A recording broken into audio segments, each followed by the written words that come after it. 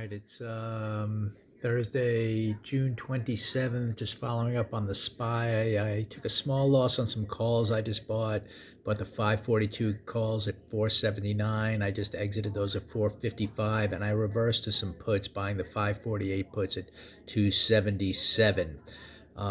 So right here on the 15-minute chart, had a strong start to the session.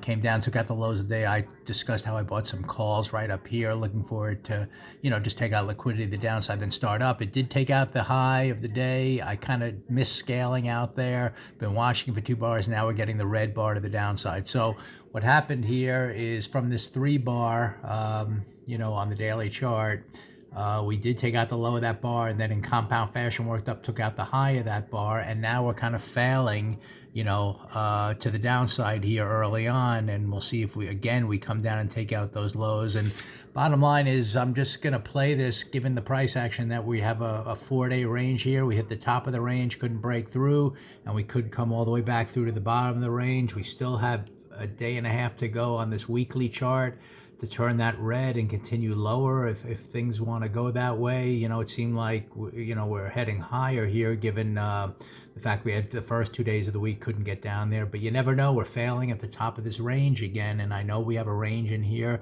and I'm just kind of going with opening price action to kind of guide me to what happens out of that range. So for now, I'm just gonna use this red bar to play the failure to the downside. I'll see if we can take out the low of the day again, and at that point, just what happens. I mean, do we end up with another kind of buy hammer bar after taking out that low, or do we then just slice right through it and start working towards a failure day to the upside? So that's what I'm gonna do right here. Hopefully it'll follow through lower, take out the lows of the day, and continue lower.